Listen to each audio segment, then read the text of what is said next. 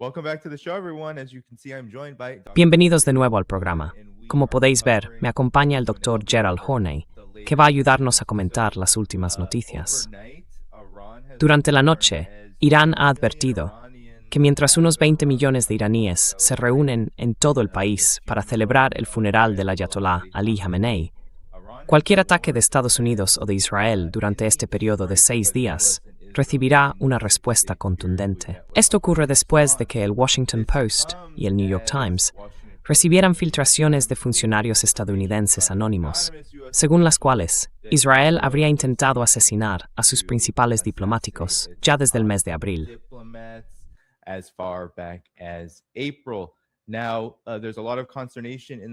Ahora mismo, hay mucha consternación en los medios de comunicación tradicionales, mientras se celebra este funeral, sobre si esta guerra ha sido un éxito o no. Según esos mismos medios, el nuevo liderazgo de Irán está demostrando ser astuto, implacable y aún más radical. Dr. Horn, no sería descabellado pensar que Estados Unidos e Israel pudieran llevar a cabo un ataque de este tipo en un momento tan delicado para Irán. Pero me gustaría que nos ayudara a entender este momento en su contexto histórico. Hoy es 4 de julio. ¿Cuál es su valoración de la situación? ¿Cómo hemos llegado hasta aquí?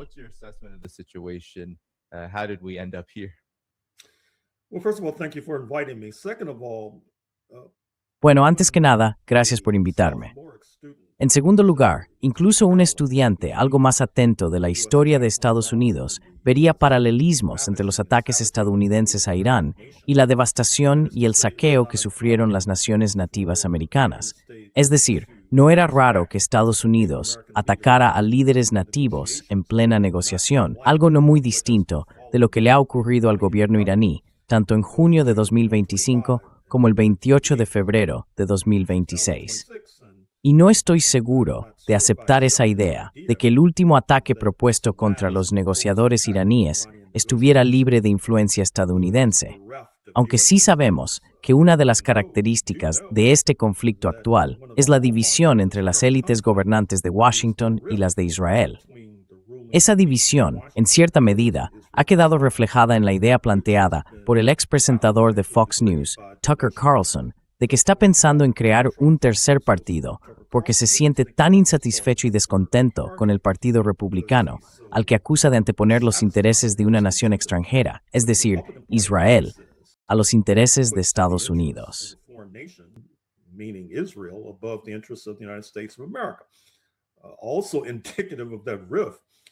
También es indicativo de esa división el reciente comentario del embajador de Estados Unidos en Israel, Mike Huckabee, otro presentador de Fox News.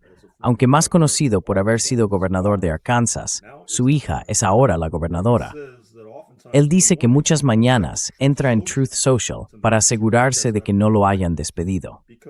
Y es que, como destacado y reconocido cristiano sionista, considerado poco favorable a este memorando de entendimiento entre Irán y Estados Unidos, que no solo los partidarios de Israel, sino también muchos analistas objetivos ven como una nota de rendición por parte de Washington, Huckabee tiene motivos de sobra para sentir que ahora se le percibe como un adversario dentro de sus propias filas.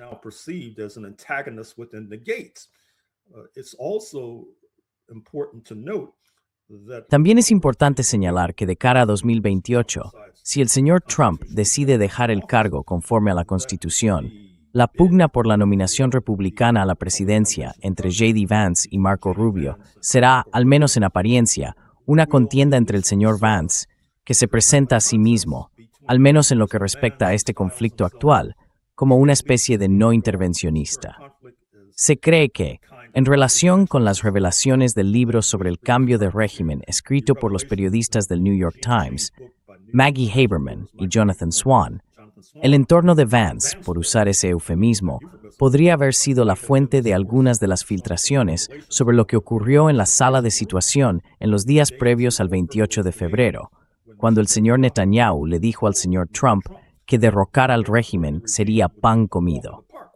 Por su parte, el señor Rubio es un halcón tradicional en materia de política exterior, y no está claro si esa postura puede seguir siendo relevante a la luz del giro que ha dado Trump en cuanto a la política exterior de Estados Unidos.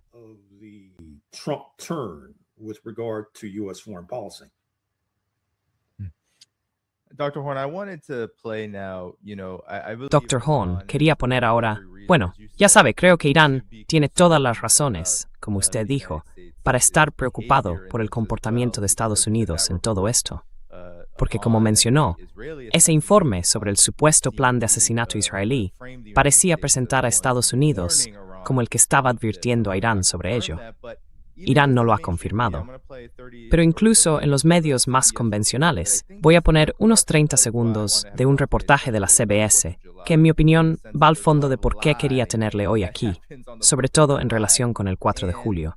here you En el sentido de que hay have muchas the mentiras que United States circulan ese officials día. acting as an Y aquí vemos a los intelligence medios authority, estadounidenses actuando where casi como un it canal de is inteligencia, literally being discussed discutiendo whether a literalmente strike si could debería happen producirse on un this ataque very en una sensitive fecha tan delicada day dentro de Irán, inside ahora of mismo. Iran right now. So I'm just gonna Así que voy a load ponerlo. that up. Aquí vamos. Here we Aquí go. vamos. Here we go. ¿Cómo está aprovechando Estados Unidos esto como una oportunidad de inteligencia?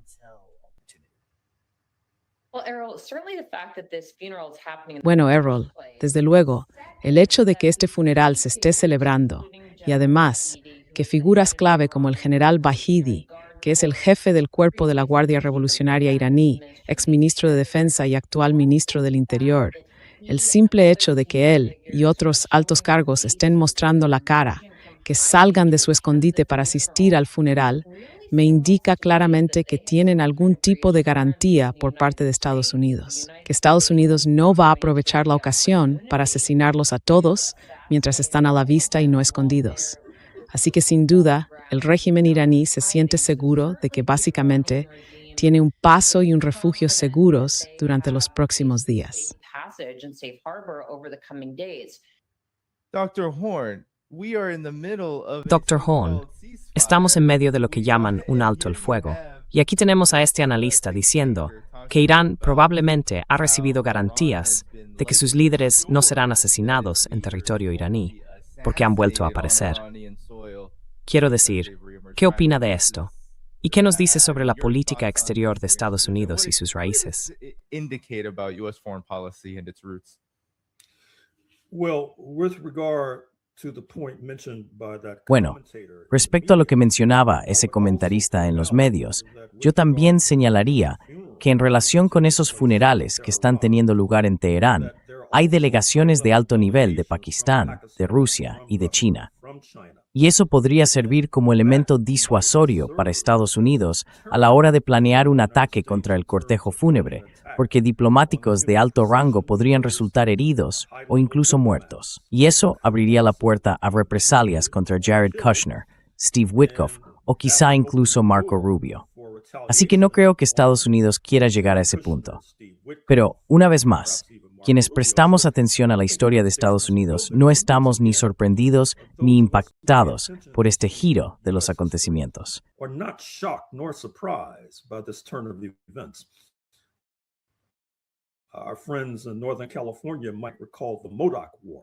Nuestros amigos del norte de California quizá recuerden la Guerra de los Modoc, MOO, en el siglo XIX, a mediados de ese siglo.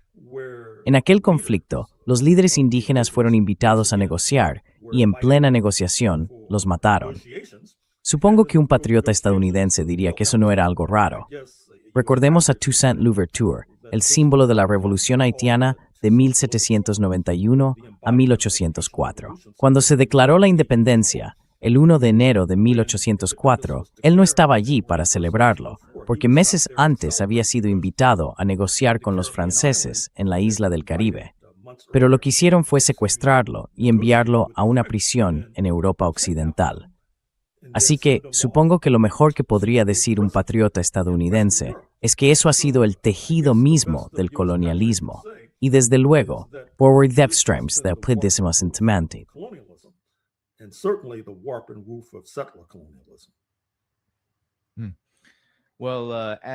Bueno, en un discurso del 4 de julio, Donald Trump, supongo que esto podría ser el tipo de garantías que están buscando, dijo básicamente que no habría bombardeos ni conversaciones durante ese periodo.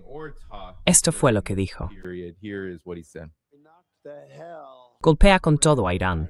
Están deseando llegar a un acuerdo. Quieren hacerlo desesperadamente. Una semana libre por un funeral, porque somos amables. Acaba con eso. Because we're nice, Dr. Horn. The United States gave Iran, supposedly, we can't really believe the words that come out of Donald Trump's mouth, or anyone in the U.S. political class for that matter. But nonetheless, maybe talk about this. That whole speech was framed the American exceptionalism speech, and his handlers and those who support him trying to boost his standing, which is very much damaged by this war in particular. Entre otras cosas. Quizá podría comentar eso. El discurso del excepcionalismo estadounidense y la idea de que esto es amable por darle a Irán, supuestamente. ¿Qué dice él? ¿Una semana sin bombardeos o de conversaciones?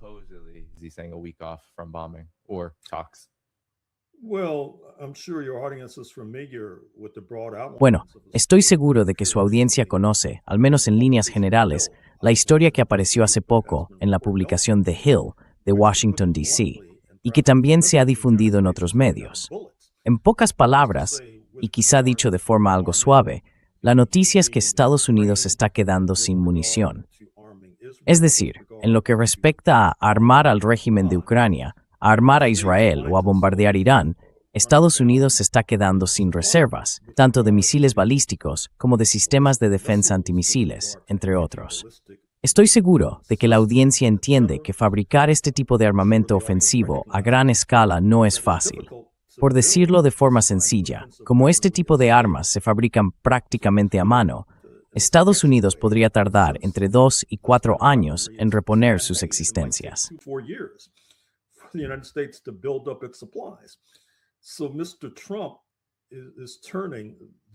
Así que el señor Trump está convirtiendo esta realidad en una especie de virtud o de gesto de virtud. Es decir, como se están quedando sin armamento y sin munición, él dice que están siendo amables por no bombardear Irán. Pero en realidad, lo que intentan es conservar sus reservas, porque todos sabemos que al final el gran objetivo es la República Popular China y la disputa por Taiwán, esa isla rebelde frente a la costa sur de China. Y a día de hoy, Estados Unidos no está precisamente en condiciones de enfrentarse a China por Taiwán. A pesar de un presupuesto del Pentágono que supera el $1 billón, el país está atravesando lo que algunos historiadores han llamado una sobreextensión imperial. Es decir, llega un momento en que un imperio, al intentar defender sus posesiones lejanas, y las que aspira a tener, descubre que su presupuesto no da más de sí. Y sin duda, ese es el caso de los Estados Unidos de América en este 4 de julio de 2026.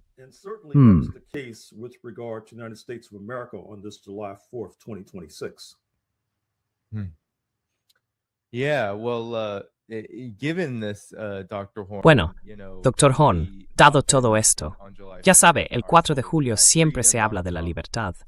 Donald Trump dice que Estados Unidos es un país libre, pero ahora hay un nuevo miedo al comunismo. Se habla de que o eres comunista o eres patriota. Aún así, estamos viviendo, Dr. Horn, una enorme crisis de confianza en Estados Unidos, sobre todo en el régimen actual y en esta guerra. Mucha gente no cree que haya ninguna esperanza de resolverla. ¿Cómo hemos llegado a esta situación? ¿Podría hablarnos del largo recorrido histórico? Hubo un tiempo en que Estados Unidos se veía a sí mismo como una potencia hegemónica, un país capaz de imponer sus condiciones. Pero ahora parece que ni siquiera su propia población cree que el país pueda hacerlo en esta guerra, ni probablemente en ninguna otra si llegara a ser tan grave como la de Irán. ¿Qué opina usted?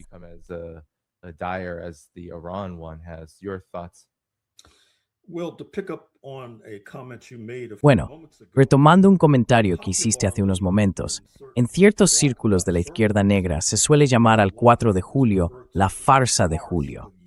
Es decir, esa idea de que la creación de la llamada República en el siglo XVIII fue un gran avance para la humanidad resulta difícil de conciliar con el hecho de que, en 1776, había miles de africanos esclavizados. Y en 1861, al borde de la Guerra Civil estadounidense, ya eran millones. Esos millones de africanos esclavizados representaban, en cuerpo y alma, la inversión de la clase inversora en los Estados Unidos de América. Investor class in the United States of America. And I find it rather curious that Me resulta bastante curioso que la administración estadounidense esté difundiendo esa idea absurda de que uno solo puede ser patriota o comunista. Entiendo que se refieren a las recientes y sorprendentes victorias de los candidatos respaldados por los socialistas democráticos de América en Nueva York y en Colorado. Creo que deberían volver a abrir los libros de historia, porque si lo hicieran, se darían cuenta de que en escrutamente hubo un tipo conflicto dieguino entre los socialdemócratas y los comunistas. between social democrats and communists. And I think what the United States needs to recognize. Y creo que lo que Estados Unidos tiene que entender es que en lugar de insistir en este intento inútil de revivir la Guerra Fría, esta vez con los socialdemócratas en el punto de mira, la administración estadounidense haría mejor en dejar de lado esas denuncias. Por ejemplo, las que hacen contra el candidato a la alcaldía de Washington, respaldado por los DSA, el futuro alcalde George, por no hablar de las críticas constantes a los candidatos de Zohran Mamdani al Congreso en Nueva York. En lugar de eso, deberían intentar competir con los DSA en cosas como congelar los alquileres, ofrecer ayudas para el cuidado infantil y todo lo demás. Pero reconozco, al decirlo, que probablemente estoy pidiendo demasiado. But I recognize as I say that is likely asking too much. Well, yeah, I mean, Bueno, sí, quiero decir que Estados Unidos, bajo Donald Trump, ha prometido derrotar a Irán, ha prometido que sería una guerra rápida, ha prometido que todo volvería a la normalidad en cuanto al sufrimiento económico que la gente en el país ha estado viviendo. Pero las últimas cifras de inflación no son alentadoras.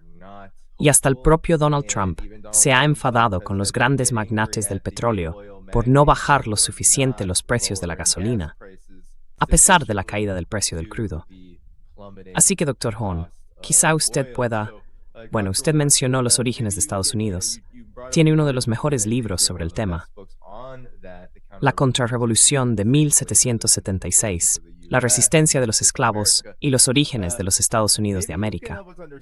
Sí, quizá pueda ayudarnos a entender cómo la administración actual, y tal vez todas las administraciones en general, reflejan esa larga historia sobre la que se asientan los fundamentos de Estados Unidos. Well, to return to 1776. Bueno, para volver a 1776, hay que mirarlo, entre otras cosas, a través del prisma de la clase social. El sector no remunerado de la clase trabajadora, es decir, la población esclavizada, luchó contra George Washington y sus compañeros esclavistas en una proporción enorme. Quizá recuerdes que Benedict Arnold, cuyo nombre hoy sigue usándose como símbolo de traición, estuvo primero con las fuerzas de Washington y luego desertó al bando británico. Pues bien, después de pasarse a los británicos, se apoyó en gran medida en hombres negros dentro de sus filas. Black men in his ranks. And we also know that Y también sabemos que el detonante de la revuelta se produce en 1775, cuando el último gobernador colonial de Virginia, Lord Dunmore, forma el regimiento etíope.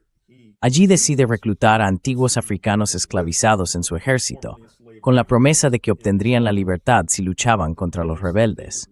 Y fue eso, tanto como cualquier otra cosa, lo que llevó a muchos nacionales, muchos futuros ciudadanos de Estados Unidos, a quebrantar la ley de forma deliberada, porque en teoría eran súbditos británicos, y a volverse contra la corona. Hay historiadores que han trazado un paralelismo entre Lord Dunmore en 1775 y Abraham Lincoln el 1 de enero de 1863.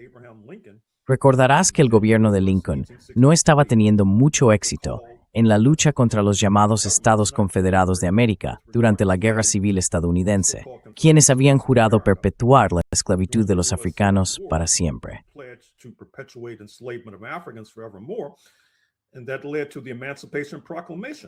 Y eso llevó a la Proclamación de Emancipación, que entre otras cosas permitió que 200,000 hombres negros se alistaran en el ejército de Estados Unidos. Y eso ayudó a cambiar el rumbo en contra de los llamados Estados Confederados de América. Y hoy nos enfrentamos a un dilema parecido, porque, aunque reconocemos que incluso entre los europeos de las 13 colonias en 1776, quizá entre un 15 y un 20% no estaban a favor de la revuelta contra el dominio británico, si tomamos ese otro 80 u 85%, resulta realmente sorprendente la unidad que hubo entre clases sociales para expulsar a los británicos. Algunos de los europeos más pobres tenían buenas razones para creer que si estaban en el bando ganador, podrían quedarse con tierras de los pueblos nativos, que fue exactamente lo que ocurrió. Y en 2026, creo que no se puede entender la fuerza y la resistencia de la coalición de Trump sin comprender ese tipo de colaboración entre clases.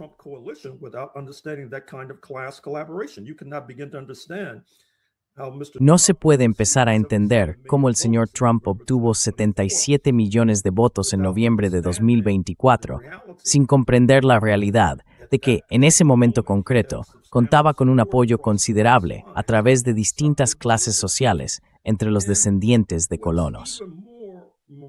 Y quizá lo más sorprendente es que muchos de nuestros amigos, con toda razón, miran a la Palestina histórica desde la perspectiva del colonialismo de asentamiento, como deberían hacerlo, sobre todo por lo que está ocurriendo en Cisjordania.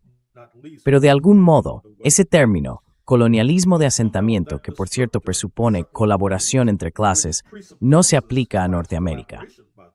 Y me sorprende que los patriotas israelíes, al menos hasta ahora, no hayan acusado a nuestros amigos de la izquierda de antisemitismo, ya que usan ese término, colonialismo de asentamiento, para la Palestina histórica, pero no necesariamente para Norteamérica.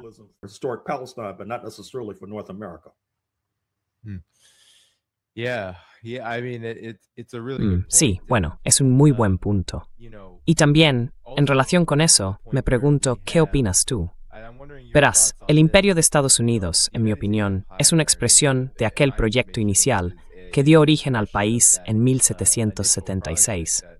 Y ahora estamos en una situación en la que el imperio estadounidense no parece tan fuerte ni tan resistente como quizá lo fue en otro tiempo. O tal vez nunca lo fue realmente. Pero me interesa saber qué piensas tú, porque ahora los medios de comunicación tradicionales están diciendo que Irán es más resistente que nunca.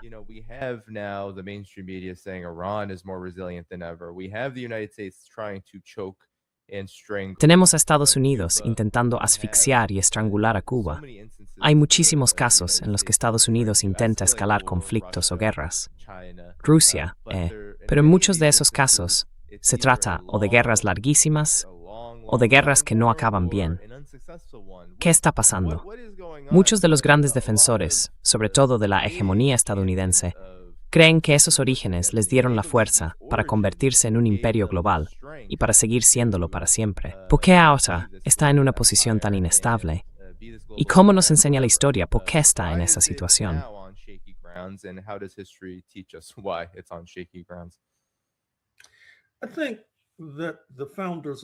Creo que los fundadores del imperio estadounidense adquirieron una falsa sensación de confianza cuando lograron arrastrar por la fuerza a millones de africanos hasta sus costas para trabajar gratis, y combinaron eso con la desestabilización, si no la destrucción, de muchas comunidades nativas americanas desde el Atlántico hasta el Pacífico.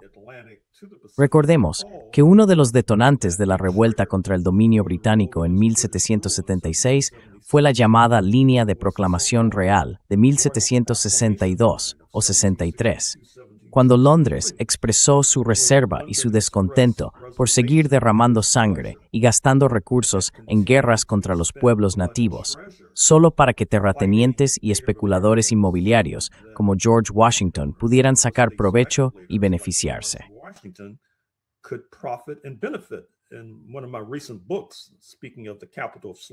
En uno de mis libros más recientes, al hablar de la capital de la esclavitud, Washington, D.C., entre 1800 y 1865, cito el testamento de George Washington. Y al morir, él era uno de los mayores propietarios de tierras del planeta, con la mayoría de esas tierras básicamente usurpadas y robadas a los pueblos nativos americanos. Creo que ese intento exitoso de construir una nación, de levantar una supuesta república, de crear un imperio sobre las espaldas de los nativos americanos y de los africanos, dio una falsa sensación de confianza a los gobernantes de Estados Unidos, que sienten y han sentido que podían extender ese modelo a escala global.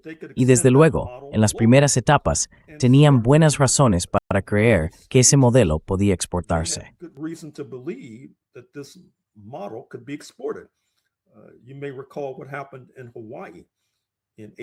Quizás recuerdes lo que ocurrió en Hawái en 1893, con el llamado golpe republicano que derrocó a la monarquía hawaiana.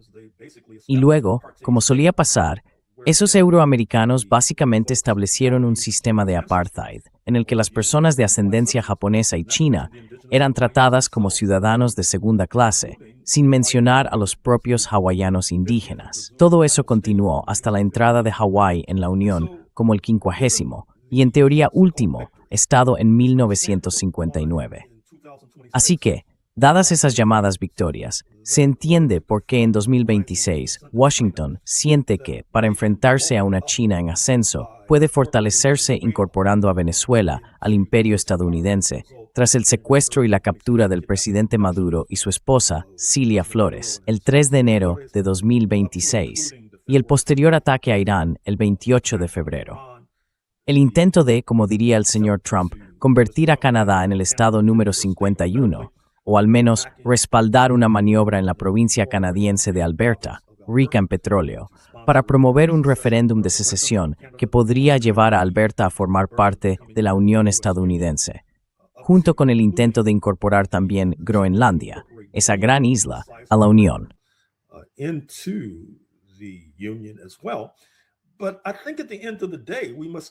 Pero creo que al final debemos tomar en serio a esos analistas que sugieren que lo que realmente está ocurriendo, especialmente a la luz de la profunda derrota en Irán, y a pesar de haber gastado, una vez más de $1 billón en el Pentágono y en el presupuesto militar, es que Estados Unidos podría estar en proceso de convertirse en una potencia meramente hemisférica.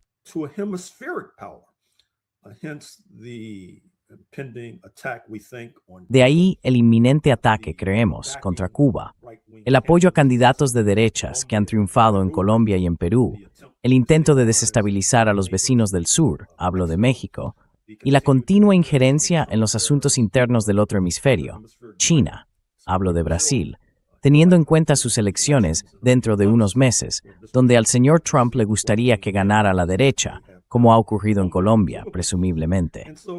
Así que, a pesar de todo el ruido y las fanfarronadas, no deberíamos descartar de plano la idea de que el imperio estadounidense se está reduciendo, en cierta medida, y subrayo, en cierta medida, a un poder hegemónico hemisférico. Y trabajemos, y esperemos, que esto sea un paso gigantesco hacia el desmantelamiento total de ese imperio.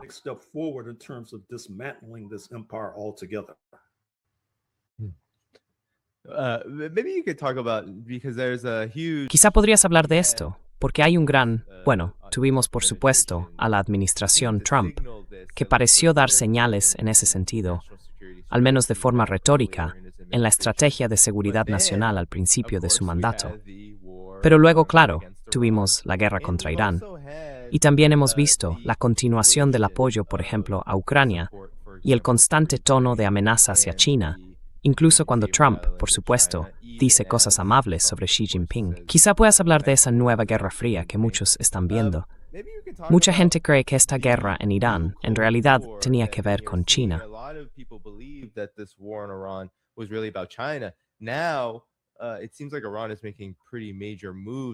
Parece que Irán está dando pasos bastante importantes en esa dirección, y con razón.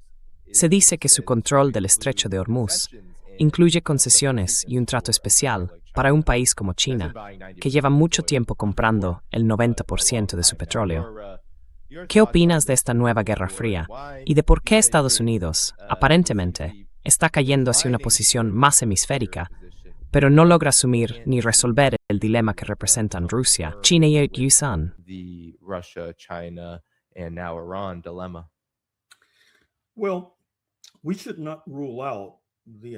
Bueno, no deberíamos descartar el análisis que algunos plantean de que, sin quererlo, Estados Unidos e Israel como resultado de esta guerra imprudente e ilegal en Irán, han contribuido a crear un nuevo centro de poder a nivel mundial. Y no solo por el control del estrecho de Hormuz y lo que eso implica para sus vecinos en el Golfo Pérsico. No es descabellado sugerir que, si Arabia Saudí, los Emiratos Árabes Unidos, Qatar, Kuwait, Bahrein, y por no hablar de Omán, no tienen cuidado, podría representar protectorado de la que Islam.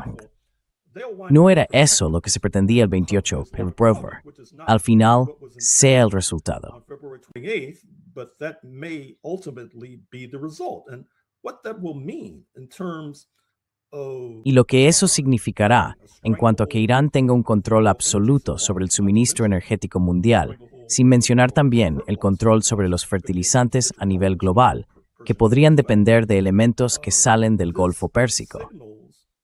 Esto indica que incluso en una época en la que se critica el uso de combustibles fósiles por el cambio climático, sigue apuntando a la creación de una gran potencia que estará alineada, directa o indirectamente, con la Organización de Cooperación de Shanghái.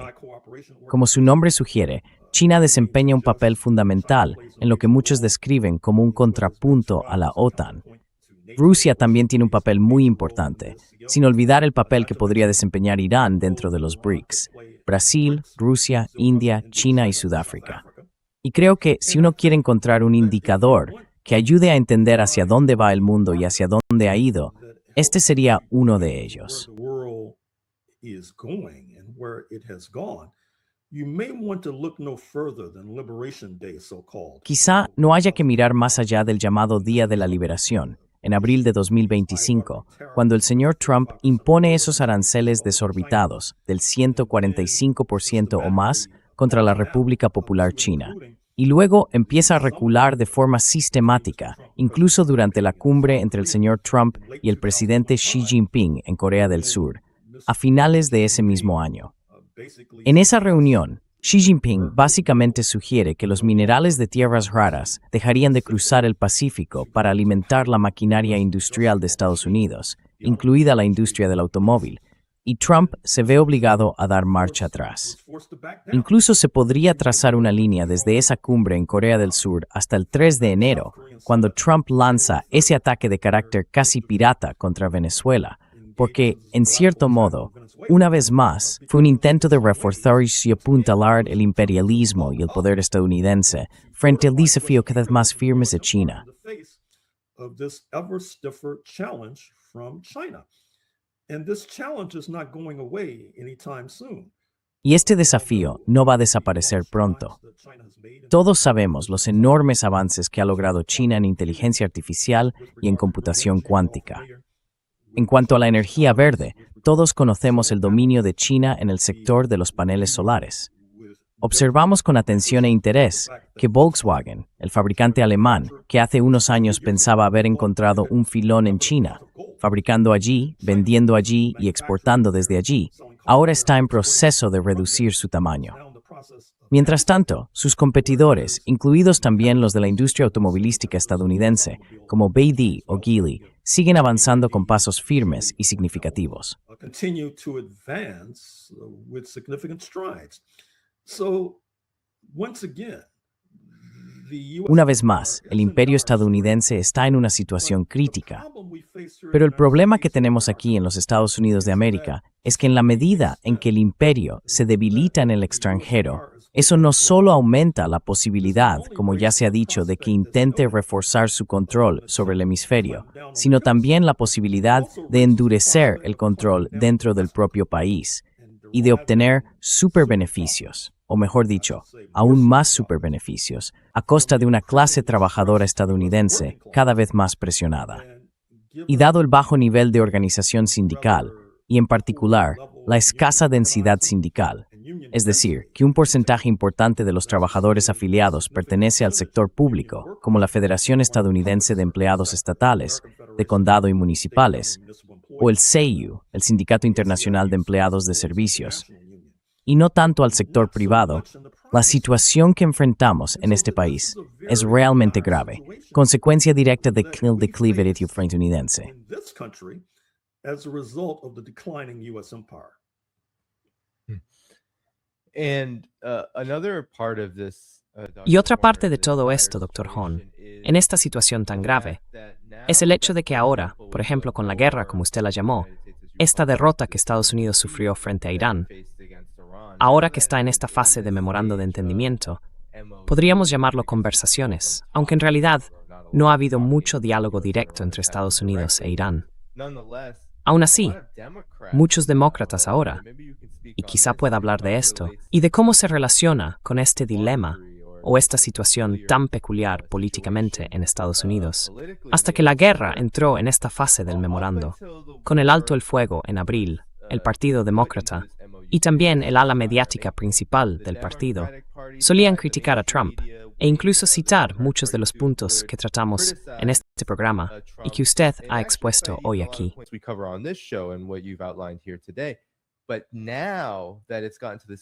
Pero ahora que se ha llegado a esta fase del memorando de entendimiento, se está presentando como si Donald Trump estuviera siendo blando con Irán, como si estuviera cediendo ante Irán.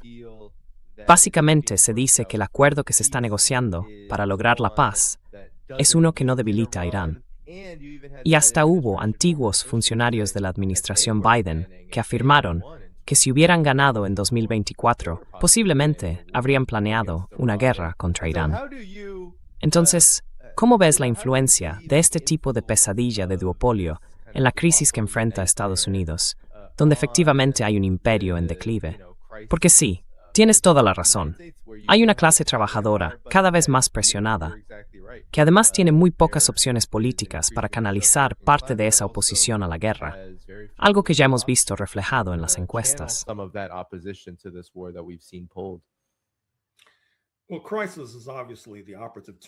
Bueno, crisis es evidentemente la palabra clave. Otra palabra clave sería dilema. Ese es el término que yo aplicaría a las élites del Partido Demócrata. Se enfrentan a un dilema porque, por un lado, recordemos que no hace tanto tiempo estaban denunciando y criticando duramente a los verdes por presentar un candidato presidencial en el año 2000. Su acusación, su argumento, era que Ralph Nader le había entregado la Casa Blanca a George W. Bush.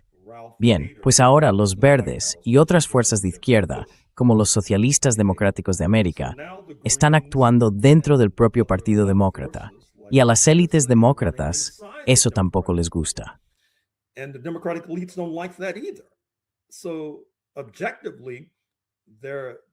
Así que, objetivamente, lo que están pidiendo es que cualquiera que esté a la izquierda de la élite del Partido Demócrata desaparezca o se arrodille ante esa élite, sin importar si estás o no de acuerdo con ellos en cuestiones de fondo.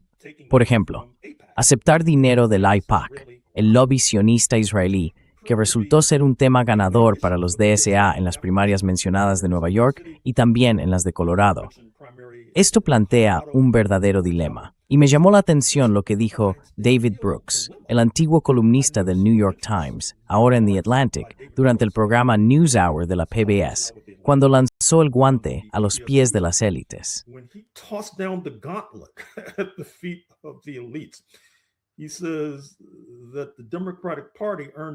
Dice que el Partido Demócrata se ganó sus galones remontándose a Minnesota a finales de los años 40, cuando Hubert Horatio Humphrey, que más tarde sería vicepresidente de Estados Unidos con Lyndon B. Johnson, encabezó una campaña para depurar al entonces Partido Demócrata Campesino Laborista, que por cierto aún conserva ese nombre en el estado del Gopher, de las fuerzas situadas a la izquierda del liberalismo, por ejemplo. Rindió homenaje a George Meany, el antiguo líder del movimiento sindical en Estados Unidos, por haber expulsado y apartado a los sindicatos comunistas, o supuestamente comunistas, como el del australiano Harry Bridges, que dirigió la huelga general de 1934 en San Francisco, y más tarde organizó el Sindicato Internacional de Estibadores y Almacenes, con presencia no solo desde Seattle hasta San Diego, sino también en Hawái.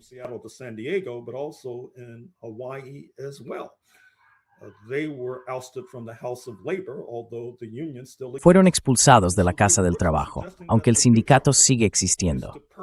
Y David Brooks sugería que ahora el nuevo objetivo es purgar y expulsar a los DSA del Partido Demócrata. Pero eso sería un suicidio, por la fuerza de la colaboración de clases dentro de esta llamada república. Si los demócratas purgan a los socialistas y a quienes están a la izquierda de los liberales, tienen garantizado quedar en un pobre segundo lugar durante bastante tiempo. Pero ahí está el dilema de las élites del Partido Demócrata. Por un lado, están bajo presión para expulsar a las fuerzas respaldadas por los DSA. Si lo hacen, acabarán quedando en un pobre segundo lugar frente a los republicanos. Come in a poor second to the Republicans. I think that David Brooks and those like him would be better served. Creo que David Brooks y quienes piensan como él estarían mejor encaminados si aconsejaran a las élites del Partido Demócrata que prestaran atención al programa político de los socialistas democráticos de América, en temas como la atención infantil subvencionada, la congelación de los alquileres o la oposición al genocidio en Gaza, por ejemplo. Y también, quizá, que intentaran adoptar parte de su metodología. Por ejemplo, no es ningún secreto que la clave que impulsa al DSA es el trabajo de base, ir puerta por puerta, en lugar de limitarse a enviar esos folletos que inundan los buzones justo antes del día de las elecciones, o pagar a consultores carísimos para colocar anuncios en televisión o en redes digitales. Ese método, sinceramente, está llegando a su punto de agotamiento. Y una vez más, creo que si las élites del Partido Demócrata quieren seguir en el juego, harían bien en imitar al DSA. They would be well advised to imitate the DSA. I wanted to, Quería saber, en los últimos 10 o 15 minutos que nos quedan, ¿cuál es tu opinión sobre Israel? En particular, teniendo en cuenta que Israel es, claro, una de las partes principales en la guerra con Irán. Ha sido la cara visible de esos temores a nuevos ataques contra Irán, incluso durante este enorme funeral. Además, ha mantenido constantemente ese papel de, sobre todo últimamente, estar casi en un pulso con la administración Trump, tanto en privado como a través de filtraciones y conflictos. Incluso Netanyahu ha dicho que Israel atacará y hará lo que quiera en la región, sin importar lo que diga Estados Unidos. Pero me interesa saber qué piensas tú sobre el papel real de Israel en todo esto. Incluso vimos a Gustavo Petro en Colombia cuando perdió las elecciones hace poco. Gustavo Petro in Colombia, when he lost the election recently, in recent weeks, he said that Israel. En las últimas semanas, él dijo que Israel estaba interfiriendo en sus elecciones. Y por supuesto, en Estados Unidos hay todo tipo de preocupaciones sobre la influencia de Israel en el proceso político estadounidense.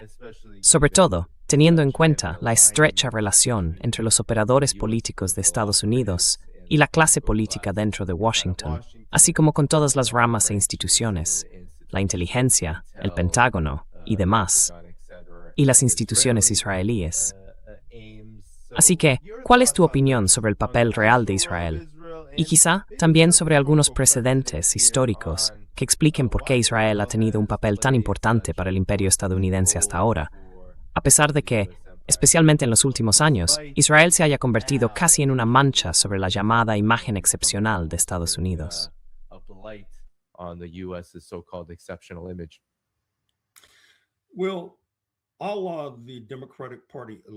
Bueno, toda la élite del Partido Demócrata. Israel también está en crisis y se enfrenta a un dilema. Es decir, si miramos a Israel, como muchos de nosotros lo hemos hecho, a través del prisma del colonialismo de asentamiento, reconocemos que en esos regímenes coloniales, la desposesión de los pueblos indígenas es una característica fundamental. Y eso tiende a unir a los nacionales del Estado colonizador, más allá de las diferencias de clase. Si miramos a Estados Unidos a mediados del siglo XIX, había muchos migrantes europeos pobres en los estados de Oregón y Washington, por ejemplo, que apoyaban por completo las guerras contra los Walla Walla o los Ute, por no hablar de la ya mencionada guerra de los Modoc, porque sentían que podían conseguir tierras en ese proceso.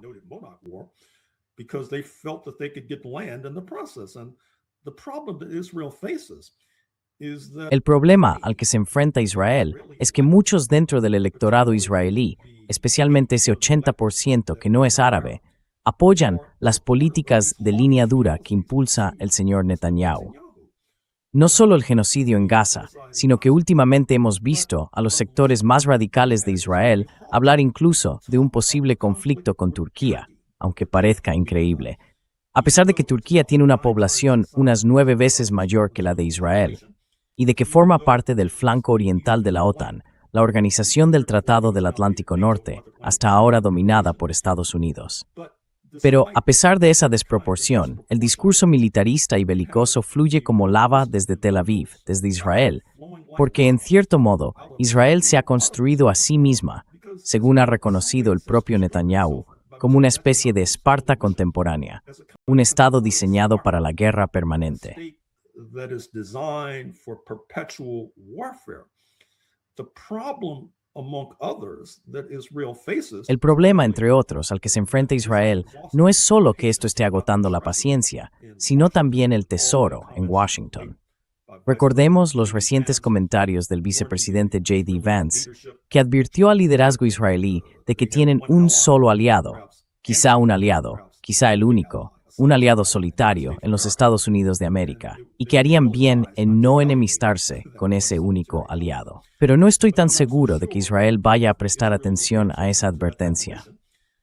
Además, parte del dilema que debería hacerse público con más frecuencia de lo que se ha hecho es la huida de israelíes no solo a Chipre, la isla mediterránea hoy dividida entre fuerzas turcas y greco-chipriotas, sino también a Europa y, por supuesto, a Brooklyn.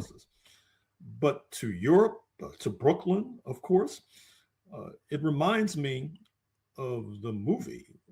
Me recuerda a la película Múnich, que, como sabes, muestra lo que ocurrió después del atentado en los Juegos Olímpicos de 1972, cuando murieron varios atletas israelíes y otras personas, y cómo Israel intentó localizar a los responsables, tanto reales como supuestos. Uno de los protagonistas de esa historia acaba mudándose a Brooklyn, por ejemplo, harto de lo que fue un precedente de la Esparta actual. Así que Israel se enfrenta a un verdadero dilema, y quienes dicen que tal como está hoy, puede que no exista al final del siglo XXI, tienen un punto de vista relevante. Pero si eso llegara a pasar, tendría mucho que ver con el fracaso a la hora de alcanzar un acuerdo con los palestinos, especialmente en Gaza, y con la creciente falta de voluntad de los políticos en Washington para seguir pagando la factura de la belicosidad israelí. To foot the bill for Israeli bellicosity. Yeah, and there is this. Sí, y hay una especie de similitud con la idea del Imperio de la Libertad y con las distintas formas en que Estados Unidos, justo después de su fundación, dio forma a su propio tipo de expansionismo. Israel tiene este proyecto del Gran Israel, que resulta, diría, bastante peculiar en sí mismo.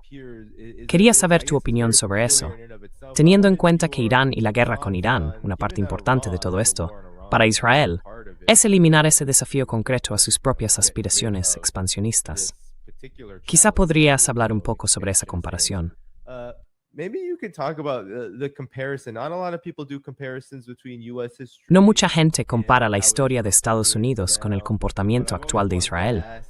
Pero siempre he querido preguntarte esto, teniendo en cuenta tu amplio conocimiento de la historia estadounidense y cómo ves los paralelismos.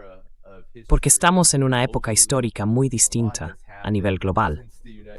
Han pasado muchas cosas desde que Estados Unidos empezó a definir sus propios objetivos expansionistas.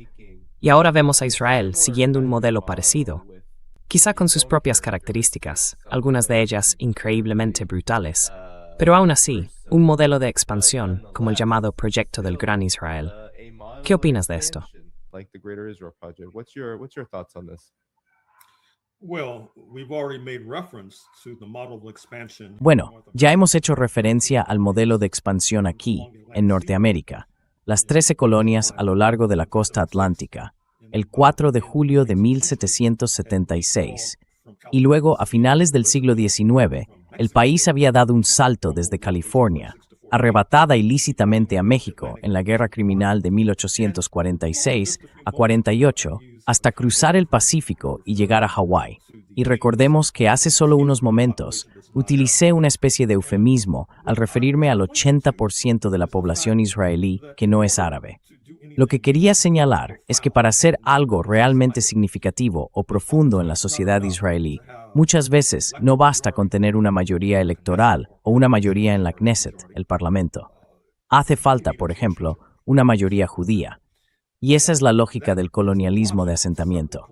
Del mismo modo, una vez más, no se suele reconocer que, Nesteraquis, Primugagado, existen distintos standards. There are two different standards. For example, many people oftentimes refer to the fact of what Por would ejemplo, happen mucha gente suele mencionar qué pasaría si Barack Obama, en sus declaraciones financieras, su informe, creo, tenía unas 10 páginas, mientras que el del señor Trump tenía cientos. El señor Trump revela que ha ganado miles de millones, entre otras cosas, en transacciones con criptomonedas desde que asumió el cargo. ¿Qué pasaría si Barack Obama revelara que había ganado miles de millones en criptomonedas mientras ejercía como servidor público? Por supuesto, eso no ocurriría, porque existe un doble rasero. Es decir, el señor Trump cuenta con una mayoría de 77 millones de personas entre los descendientes de colonos, y en ese sentido es comparable con Israel, que una vez más tiene un estándar distinto para la mayoría judía, por ejemplo. Esa mayoría es necesaria para poder actuar de una forma realmente estratégica. in order to move in any kind of profoundly strategic manner. If I have one bit of advice to our friends on this, Si tengo un consejo para nuestros amigos en este 4 de julio de 2026, es que actualicen su ideología, su forma de pensar sobre cómo analizan a los Estados Unidos de América, y comprendan que lo que vale para unos, vale para otros.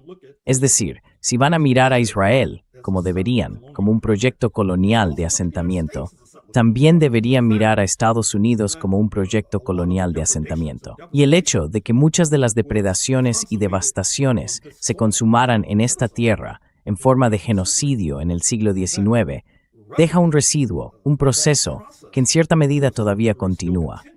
Lo vemos en el terror policial, en la pena de muerte, en la privación de los derechos reproductivos de las mujeres, y en la forma en que dentro de la coalición del Partido Republicano se habla con ligereza de procesar a mujeres que abortan, por ejemplo. Para entender este tipo de atrocidades, el tipo de prisma y de análisis que se aplica habitualmente a Israel nos sería muy útil si lo aplicáramos también a lo que está ocurriendo aquí, en nuestro propio país. to apply such a prism to what is transpiring on these shores as well. Yeah, I think that's very well said. Sí, creo que eso está muy bien dicho.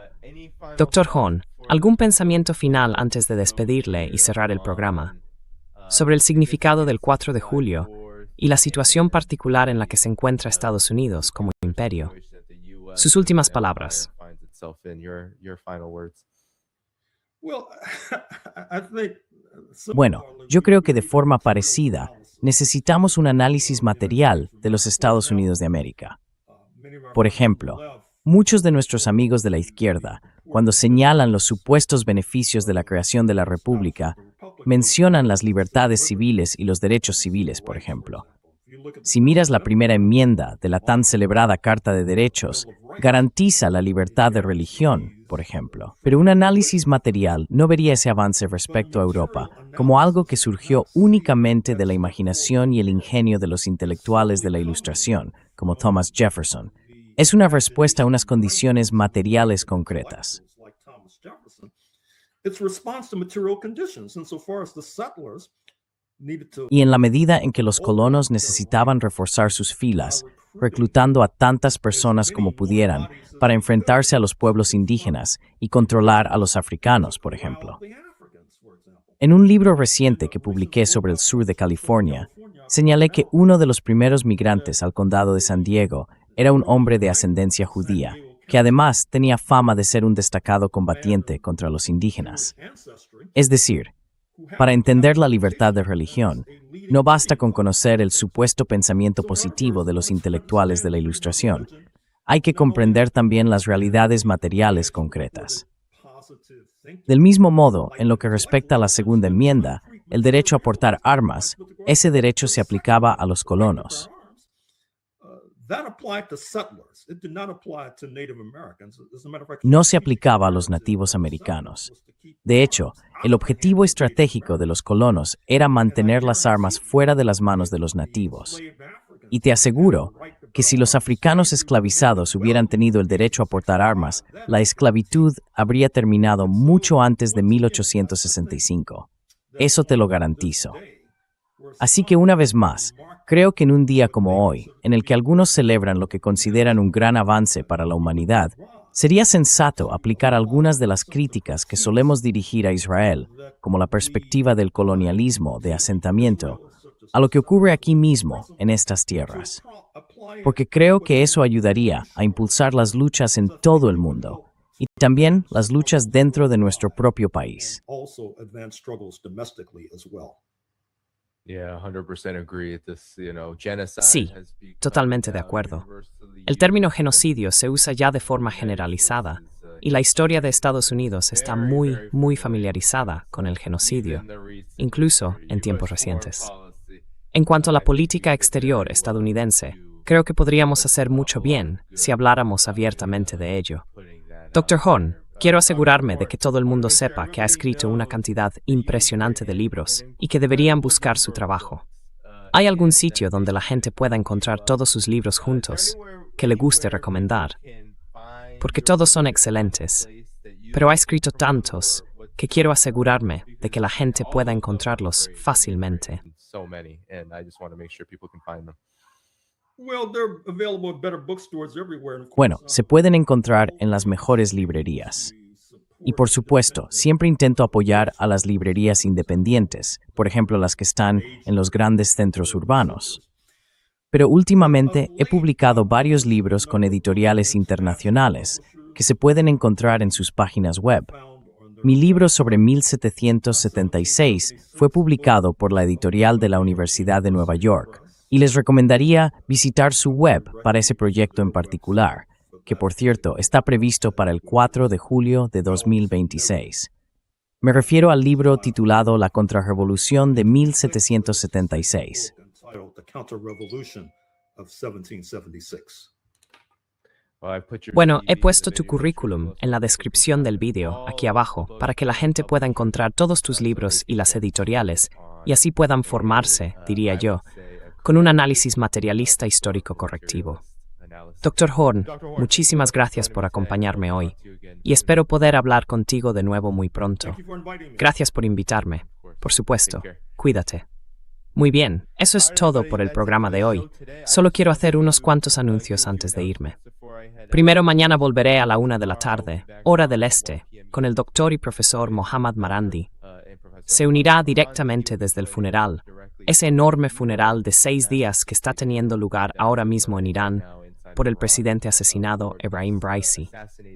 Y no solo por él, claro, sino también por los otros funcionarios iraníes que murieron durante los ataques del 28 de febrero y los días posteriores.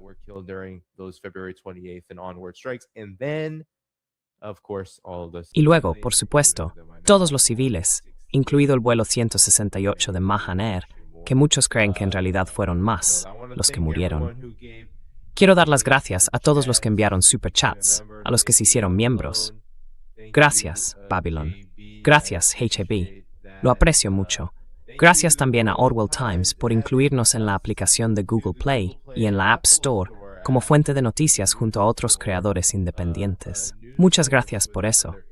Tendré que echarle un vistazo. Además, mándame un mensaje directo. Tengo curiosidad por lo que estáis haciendo. Ahora se puede mandar mensajes directos en YouTube, por así decirlo, creo. Acabo de ver que eso ya está disponible. Y luego, Godfather Cinema dice, programa fantástico. Muchísimas gracias por eso. Quiero dar las gracias a todos los que vieron el programa, a los moderadores. Sé que hoy es festivo, pero aunque Imperio no se toma un día libre. Así que dale al botón de me gusta antes de irte. Eso ayuda a que el programa suba posiciones en el algoritmo de YouTube.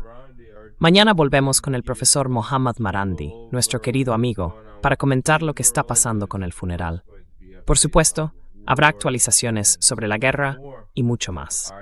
Muy bien, nos vemos mañana a la 1 de la tarde, hora del este, el 5 de junio. Cuidaos. Take care.